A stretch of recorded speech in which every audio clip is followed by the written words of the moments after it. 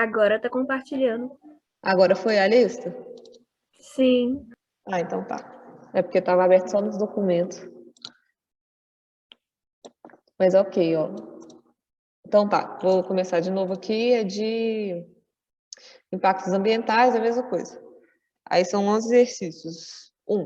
Enem de 2010.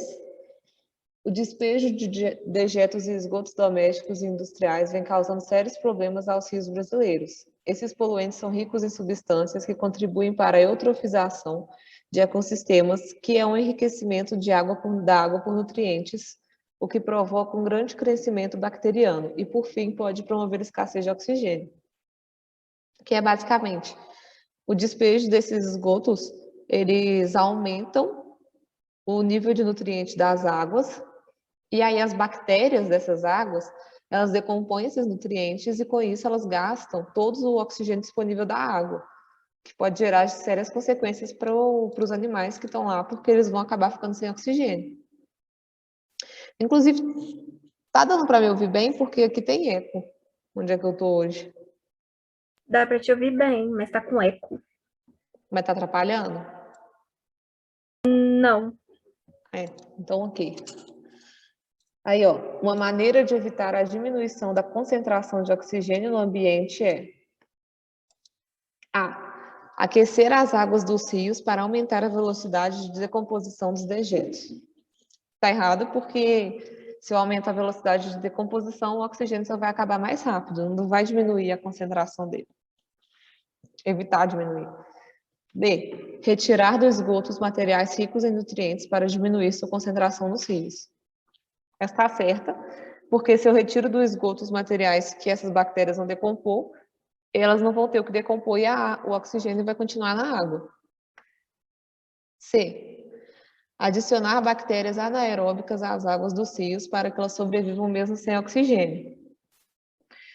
Isso aqui ia ser bom caso acabasse o oxigênio, mas não ia afetar em nada a falta desse oxigênio, porque se elas vão sobreviver sem o oxigênio é porque o oxigênio já acabou lá. Então, não vai fazer sentido nenhum, seria uma consequência. D. Substituir produtos não degradáveis por biodegradáveis para que as bactérias possam utilizar os nutrientes. Também está errada porque a gente está dando mais nutrientes para a bactéria que a gente não quer que promova essa degradação, porque elas pegam oxigênio para isso. E letra E, aumentar a solubilidade dos dejetos no esgoto para que os nutrientes fiquem mais acessíveis às bactérias. Mesma coisa da D, a gente não quer mais nutrientes para as bactérias, a gente quer menos. A resposta aqui vai ser letra B. Aí, 2. Do Enem de 2005. Essa aqui eu achei ela uma questão difícil, então tem que ficar muito atento aos detalhes que tem no enunciado.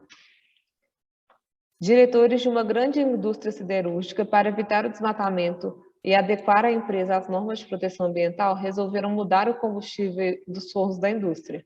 O carvão vegetal foi então substituído pelo carvão mineral, que libera óxido de enxofre, SO2, em sua queima. Entretanto, foram observadas alterações ecológicas graves em um riacho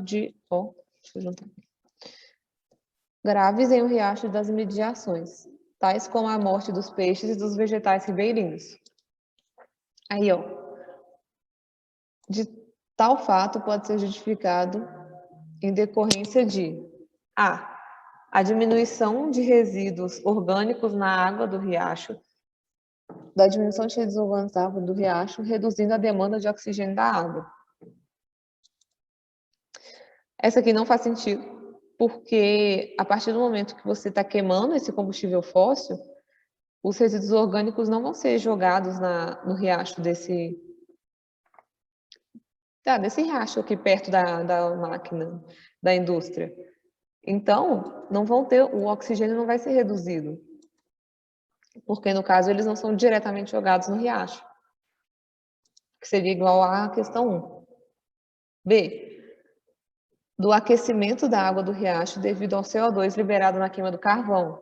Aqui no enunciado estava falando que o carvão mineral ele libera óxido de enxofre. Ele não libera CO2. Então, isso também não vai fazer sentido, porque não é o produto dessa queima. C. da formação de ácido clorídrico, HCl, no riacho a partir de produtos da combustão da água, diminuindo o pH. Realmente diminuiria o pH se tivesse mais HCl, só que, de novo, a mesma coisa do enunciado.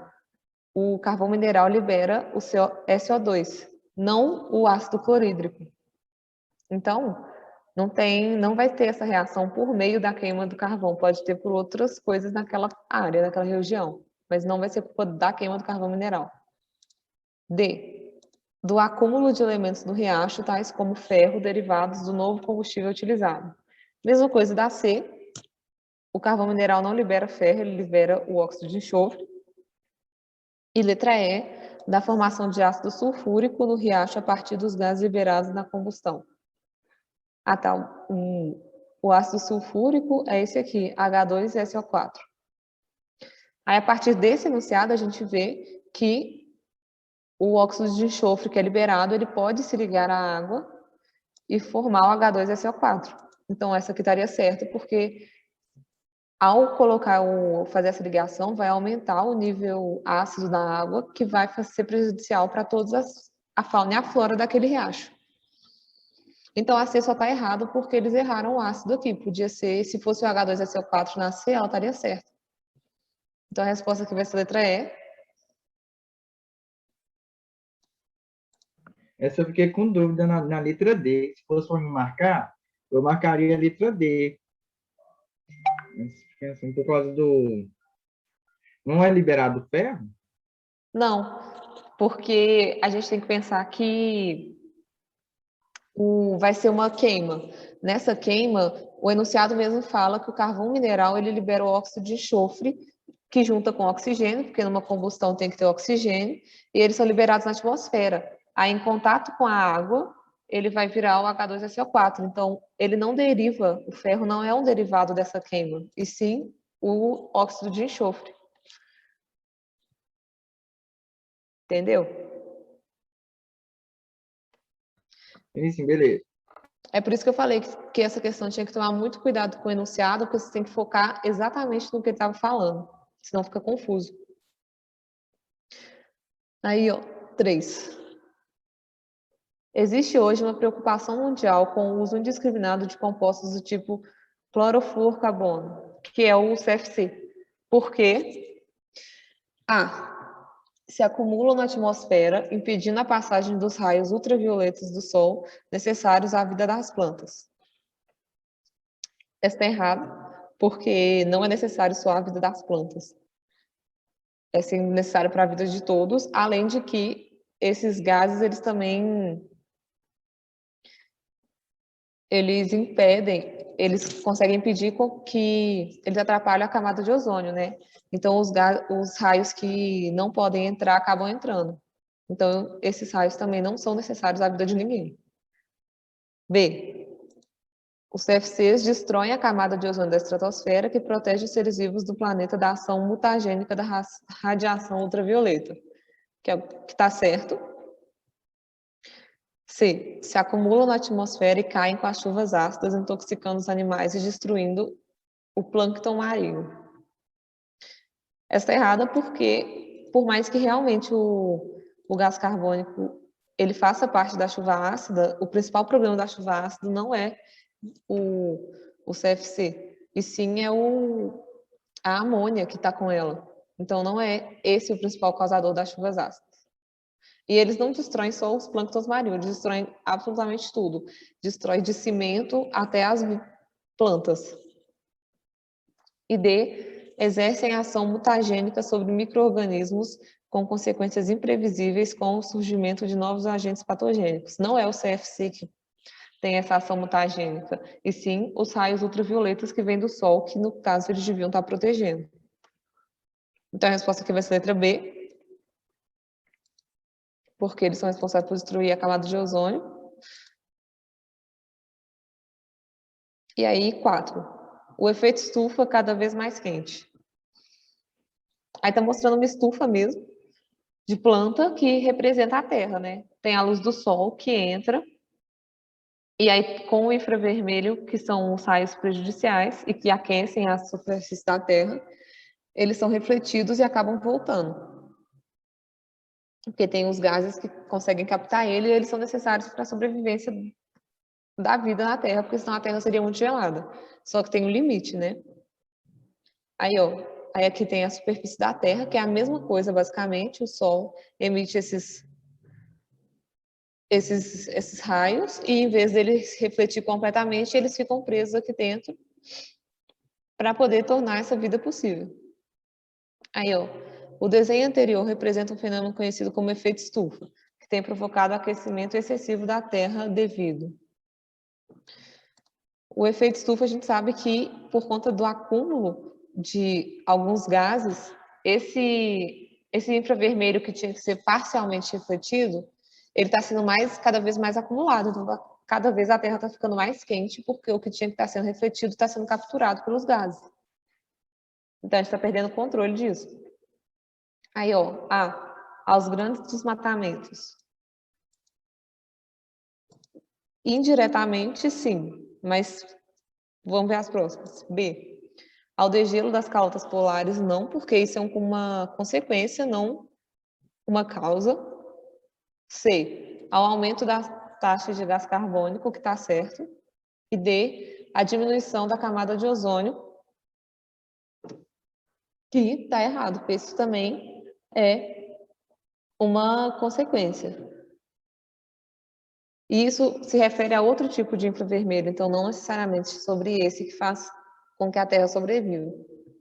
Então, a A, por mais que a A esteja certa, ela é indiretamente correta, porque está falando que a causa disso são os grandes desmatamentos. Isso pode ser uma das causas, porque o desmatamento faz com que não tenha reaproveitamento do CO2 na atmosfera e que as plantas não transformem ele em oxigênio. Ou seja, vai ter mais gás carbônico acumulado, mas isso não é a causa em si. A causa em si do efeito estufa é o acúmulo do gás carbônico, diretamente. Então a resposta aqui vai ser a letra C. Mas vocês entenderam por que a A está certa, mas está errada? Sim. Ó, questão 5, do Enem também. As pressões ambientais pela redução na emissão do gás estufa, somadas ao anseio pela diminuição da dependência do petróleo, fizeram os olhos do mundo se voltarem para os combustíveis renováveis, principalmente para o etanol. Líderes na produção e no consumo de etanol, Brasil e Estados Unidos da América produziram juntos cerca de 35 bilhões de litros de produto em 2006. Os Estados Unidos utilizaram o milho como matéria-prima para a produção desse álcool, ao passo que o Brasil utiliza a cana-de-açúcar. O quadro abaixo representa alguns índices relativos do processo de obtenção de álcool nesses dois países. Cana-de-açúcar é tudo, né, gente? Dá para fazer tudo com cana-de-açúcar. Aí, ó, tem uma tabela. Aqui o da cana, que é produzido no Brasil, e o milho, que é produzido nos Estados Unidos. Aí a produção de etanol é 8.000 litros por hectare e o milho 3.000 litros por hectare. Gasto de energia fóssil para produzir 1 litro do álcool. 1.600 quilocalorias e o milho 6.600 quilocalorias. O balanço energético da cana-de-açúcar é positivo, porque gasta-se 1 caloria de combustível fóssil para a produção de 3,24 calorias de etanol. Ou seja, gasta menos combustível fóssil para produzir mais calorias de etanol. E do milho é negativo, porque gasta 1 caloria de combustível fóssil para produzir 0,77 calorias de etanol. Ou seja, não adianta nada, né? Porque se eu estou gastando mais combustível fóssil do que produzindo etanol, o etanol não vai servir, o do milho não vai servir para eu substituir pelo combustível fóssil, porque eu vou acabar precisando sempre de combustível fóssil. Em uma quantidade maior do que a que eu estou produzindo. Aí, custo de produção por litro. O da cana é 28 cents e o do milho é 45. Ou seja, o do milho também é mais caro. O preço de venda por litro da cana é de 42 centavos e o do milho de 92. Ou seja, ele é mais caro para produzir e mais caro para comprar. Aí, considerando-se as informações do texto, é correto afirmar que o cultivo de milho ou de cana-de-açúcar favorece o aumento da biodiversidade? Não, porque provavelmente ele é prejudicial à biodiversidade, porque para ter uma plantação grande de cana-de-açúcar ou de milho, você tem que desmatar um outro lugar para fazer essa plantação. B. O impacto ambiental da produção estadunidense de etanol é o mesmo da produção brasileira? Não, porque aqui está falando que, por hectare, o da cana eu produzo 8.000 litros, o do milho eu produzo 3.000. Ou seja, para eu produzir a mesma quantidade de milho, de cana com o milho, eu vou precisar de um espaço muito maior. Então, o impacto ambiental também vai ser muito maior, porque eu vou precisar de desmatar mais área. Aí sim, a substituição da gasolina pelo etanol em veículos automotores pode atenuar a tendência anual de aumento do efeito estufa. Está certo, porque é o objetivo, né? Com a diminuição do uso de derivados de petróleo, a gente tem uma diminuição da emissão de gás carbônico na atmosfera e, consequentemente, uma melhora do quadro do efeito estufa e do aquecimento global, consequentemente. Então, a resposta aqui vai ser C, mas vou ler as outras. D. A economia obtida com o uso do etanol como combustível, especialmente nos Estados Unidos, vem sendo utilizada para a conservação do meio ambiente. Não. Se fosse no Brasil, podia ser. Mas já que é nos Estados Unidos, a gente viu que, primeiro, gasta mais combustível fóssil para produzir o etanol. Então, isso não é bom ambientalmente. E gasta mais terreno, ou seja, tem que desmatar mais terreno também, o que também não é bom para conservar o meio ambiente. Se o saldo fosse positivo, seria, porque aí ia estar gastando menos combustível fóssil, que é mais prejudicial ainda. E letra E, a utilização do milho e da cana-de-açúcar para a produção de combustíveis renováveis favorece a preservação das características originais do solo. Igual a B ali que está falando do terreno, não preserva as características originais do solo, porque você tem que desmatar uma área inteira para você poder plantar, e plantação seguida e constante da mesma coisa prejudica a fertilidade do solo. Então tá errado também, a resposta aqui vai ser a letra C. Aí, 6. Um dos processos usados no tratamento do lixo é a incineração, que apresenta vantagens e desvantagens. Em São Paulo, por exemplo, o lixo é queimado a altas temperaturas e parte da energia liberada é transformada em energia elétrica. No entanto, a incineração provoca a emissão de poluentes na atmosfera.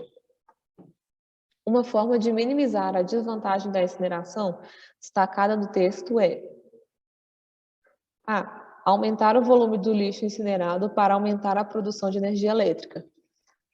Não, porque se eu aumento o volume do lixo, eu vou estar aumentando a emissão de gases poluentes que ele está liberando. Então, isso não vai ajudar em nada. Por mais que eu produza mais energia, eu vou estar poluindo mais ainda o meio ambiente. B. Diminuir a temperatura de incineração do lixo para produzir maior quantidade de energia elétrica. Também não vai mudar nada, eu só vou gastar mais tempo e eu não vou conseguir incinerar todos os materiais. Então, eu vou estar gastando mais tempo e vou estar poluindo da mesma maneira. C. Aumentar o volume de lixo para baratear os custos operacionais relacionados ao processo. Também não, porque é a mesma coisa da A. Se eu aumentar o volume do lixo, eu vou estar aumentando a poluição que essa queima gera na atmosfera. D. Fomentar a coleta seletiva de lixo nas cidades para aumentar o volume do lixo incinerado. Também não. Se fosse só fomentar a coleta seletiva dos lixos, seria ok, porque aí tem um processo de reciclagem. Mas se for com o objetivo de aumentar o volume do lixo incinerado, é a mesma coisa da A e da C. Aumentando o lixo, eu só vou aumentar o tanto de material que eu vou queimar e, com isso, só vou aumentar os poluentes na atmosfera. E letra E, fomentar o uso de filtros das chaminés dos incineradores para diminuir a poluição do ar. Aí sim, porque desses poluentes eu vou estar diminuindo e botando um filtro naqueles que vão chegar na atmosfera. Então a resposta aqui vai ser a letra E. Questão 7. Pera, Oi.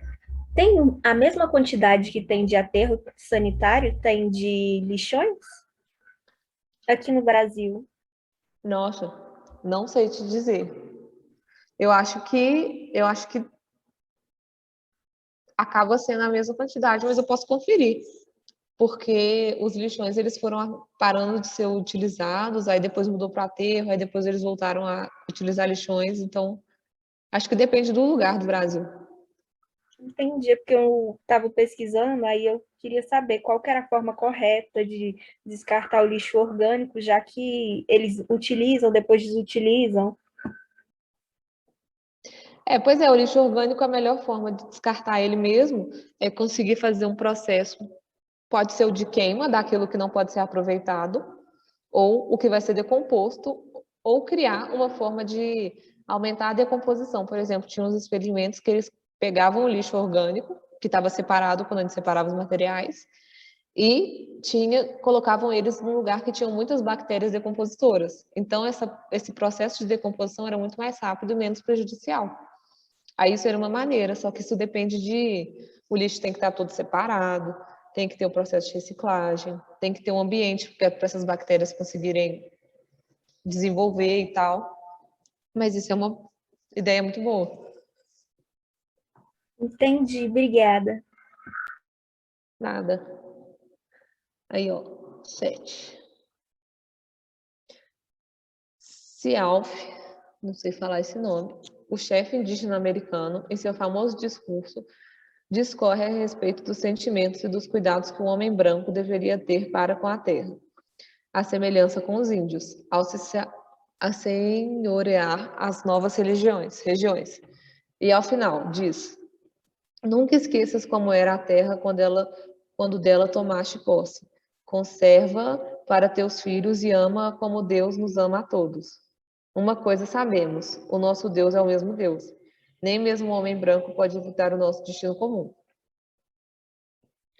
O discurso adaptado, publicado na revista Nork Nato, em Oslo, em 1974, nunca esteve tão atual. O homem procurando tornar sua vida mais confortável, vem destruindo e contaminando tudo ao seu redor, sem se preocupar com os efeitos desastrosos posteriores. Ou seja, está falando, né, dos impactos ambientais que o homem branco, principalmente, tem causado na cidade. Nas cidades não, né, no planeta inteiro. Esses efeitos podem ser causados ou seja, os efeitos desastrosos causados por esses impactos ambientais podem ser causados por liberação desenfreada de gases de estufa. Tá certo, como os CFCs e queima de combustíveis fósseis. 2, destruição da camada de ozônio, também porque a destruição da camada de ozônio é uma consequência desse uso desenfreado que a gente tem de algumas substâncias, como CFCs, por exemplo. 3, uso descontrolado de agrotóxicos e inseticidas. Também está certo, porque a gente acaba destruindo muito parte da parte vegetal do planeta utilizando agrotóxicos, além de destruir a nós mesmos, porque o agrotóxico ele nunca sai do nosso corpo. Então a gente está aos poucos colocando veneno na nossa comida. E 4, desmatamento e queimadas, que destrói também toda a cobertura vegetal de um planeta. Então, os 4 podem ser a causa desses efeitos desastrosos que geram consequências muito negativas, né? Por exemplo, a liberação desses gases estufas gera o aquecimento global, a destruição da camada de ozônio libera os raios infravermelhos que são mutagênicos para a gente, para todos os seres vivos, na verdade. O uso descontrolado de agrotóxicos prejudica a fauna e a flora. E o desmatamento de queimadas prejudica todo o clima e todo o ambiente natural por si só. Tipo, você está acabando com a vida ali.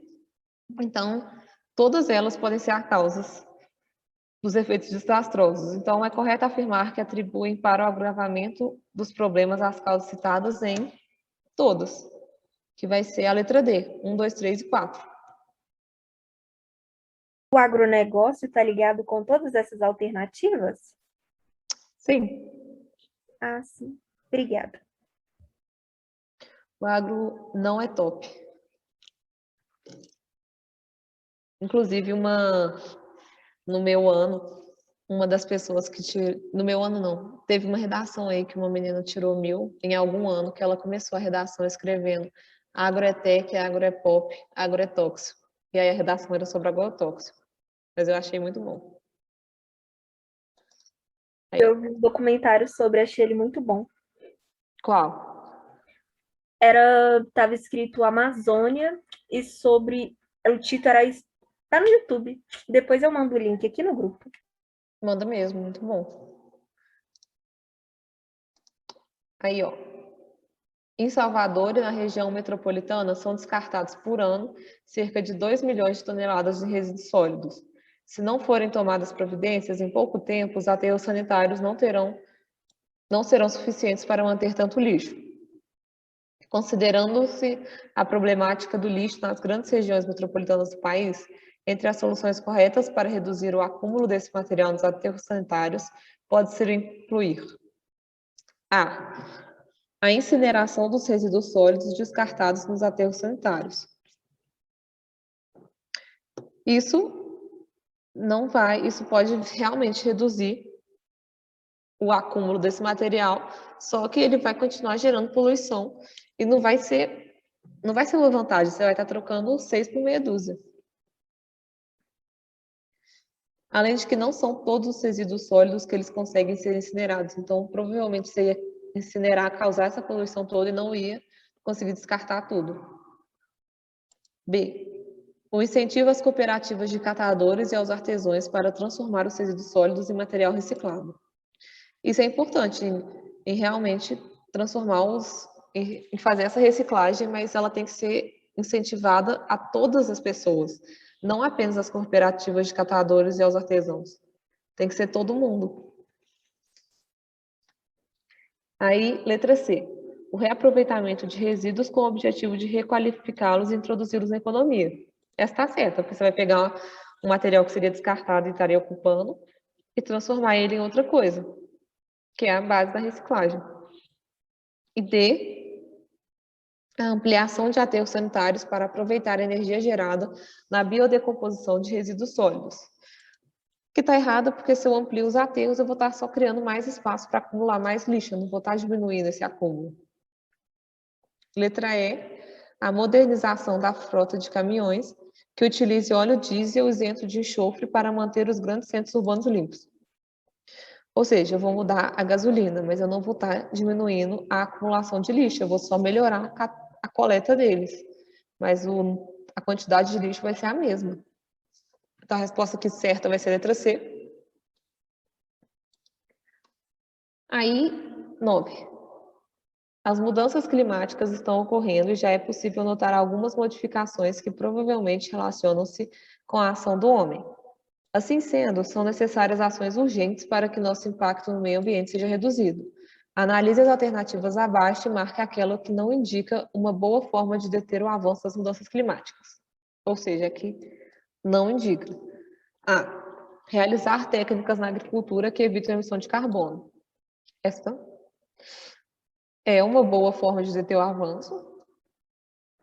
Criar programas de reflorestamento, principalmente em áreas urbanas. Essa também é boa.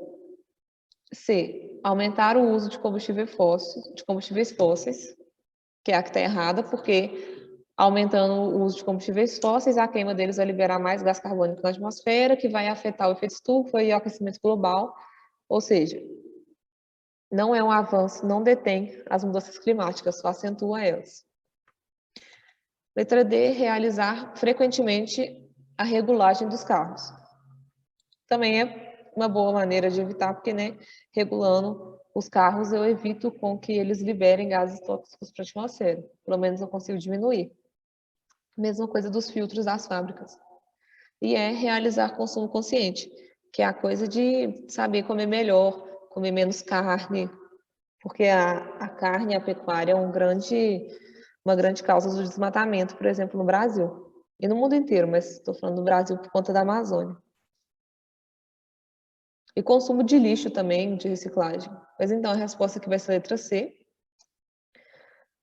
que é a incorreta, né? Aí, questão 10. Do Enem também, primeiro tem uma charge do aquecimento global, que são os pinguins num deserto, falando oxente, e com a legenda do Polo Sul, ou seja, está indicando que o aquecimento global ficou tão grande que no Polo Sul está muito quente, está com um clima de deserto. Aí embaixo está falando, são dois indígenas, uma floresta toda desmatada, e o filho falando, pai, agora que eu consegui crescer, eu entendo porque precisamos de cesta básica para sobreviver. Porque, né, a fonte de consumo deles e de vida, que era a floresta, foi toda desmatada e queimada e destruída. Aí, reunindo-se as informações contidas nas duas charges, infere-se que, ou seja, está falando de desmatamento das florestas e sobre o aquecimento global no Polo Sul também, que afeta diretamente esses animais. Aí, ou seja, os regimes climáticos da Terra são desprovidos de padrões que os caracterizem. Está errado, porque os climas da Terra são muito bem caracterizados, só que no caso, o Polo Sul está falando que ele está quente como uma crítica, não porque realmente você vai chegar no Polo Sul hoje e vai ter um cacto lá. B. As intervenções humanas nas regiões polares são mais intensas que em outras partes do globo. Não, elas são intensas em todas as áreas. Elas afetam, inclusive, as regiões polares são as menos afetadas porque são as menos populosas. Quais leis ambientais? As de preservação ambiental, que o Mas ministro estava tirando. então, pois é, não voltaram porque tem toda essa briga, né? Mas atualmente o Bolsonaro e as pessoas que estão no governo atual estão tentando destruir cada vez mais as leis ambientais porque eles querem lucrar com o agronegócio, né? Então, quanto mais desmatamento eles puderem fazer, melhor para eles. Só não é melhor para o planeta, mas tem gente que não liga para isso. Mas isso é uma luta que sempre vai ter, né? Então sempre vai ter gente tentando voltar com essas leis que são necessárias, sempre vai ter gente tentando destruir. Mas no momento não voltaram. Entendi, obrigada. Aí, ó, C. O processo de aquecimento global será detido com a eliminação das queimadas. Não, ele vai ser interrompido, mas, por exemplo, o aquecimento que a gente já teve, ele não vai voltar atrás, assim, quando a gente parar com as queimadas.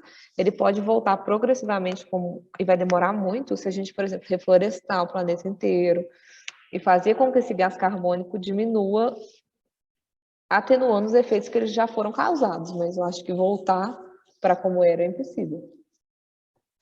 Letra D. A destruição das florestas tropicais é uma das causas do aumento da temperatura em locais distantes com os polos. Tá certo, porque a queima dessas florestas libera gás carbônico e impede com que as árvores que existiam de retirar esse gás carbônico da atmosfera.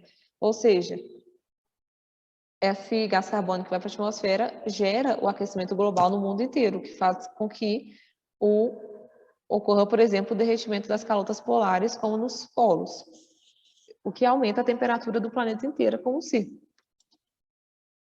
Então, a resposta aqui vai ser a letra D, e a E é: os parâmetros climáticos modificados pelo homem afetam todo o planeta, mas os processos naturais têm alcance regional. Não. Os processos naturais também têm um alcance planetário, tipo assim, todas as modificações, o clima, como, por exemplo, com o sol, ele atinge várias regiões no total. Por exemplo, o El Niño, ou Laninha, que é um fenômeno natural e climático, ele atinge muito mais que uma região, ele atinge quase a América inteira e um pouco do oceano inteiro ali também, do Oceano Índico. Então, a resposta aqui vai ser a letra D. E a última, que também é do Enem, com base em projeções realizadas por especialistas, prevê-se para o fim do século XXI o aumento da temperatura média no planeta entre 1,4 graus e 5,8 graus. Como consequência desse aquecimento, possivelmente o clima será mais quente e mais úmido, bem como ocorrerão mais enchentes em algumas áreas e secas crônicas em outras. O aquecimento também provocará o desaparecimento de algumas geleiras, o que acarretará o aumento do nível dos oceanos e a inundação de certas áreas litorâneas. Imagina aumentar 6 graus quase. Eu acho que a gente derrete. Aqui a gente já passa mal no calor. Aí, ó. As mudanças climáticas previstas para o final do século XXI provocarão a redução das taxas de evaporação e de condensação do ciclo da água. Não, na verdade não vai provocar redução, vai provocar o aumento dessas taxas, porque quanto mais quente, mais rápido a água vai evaporar. E, consequentemente, também mais rápido ela vai condensar. B. Poderão interferir nos processos de ciclo da água que envolvem mudanças de estado físico. Essa está certa porque é a mesma que a A falou. Ela vai aumentar a taxa de evaporação, ou seja, ela vai interferir nesse processo de ciclo da água. Vai aumentar a velocidade dele. C. Promoverão o aumento da disponibilidade de alimentos das espécies marinhas. Não é porque vai aumentar o nível do mar que vai ter mais alimento. Só vai ter mais água. D. Introduzirão o aumento dos mananciais, o que solucionará os problemas da falta de água no planeta. Também não, porque a gente sabe que a água que vai dos oceanos, elas não pode ser consumida pelas espécies, então isso não vai alterar em nada o problema da falta de água, porque a gente tem problema de falta de água doce. E causarão um aumento do volume de todos os cursos da água, que minimizará os efeitos da poluição aquática. Está em parte certa, porque realmente vai aumentar o volume dos cursos da água, só que não vai minimizar os efeitos da poluição, porque a poluição vai se manter a mesma, só vai ter mais água para se distribuir. Então, a resposta aqui vai ser a letra B. E aí é isso. Alguém ficou com alguma dúvida?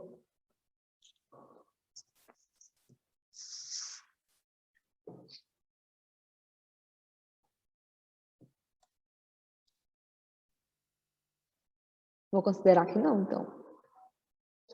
Mas aqui, ó, então tá. Deixa eu parar de compartilhar a tela.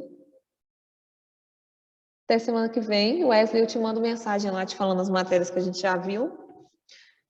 E é isso, gente. Boa noite, boa aula. Boa noite, Boa noite, obrigada. obrigado. Boa noite, obrigado.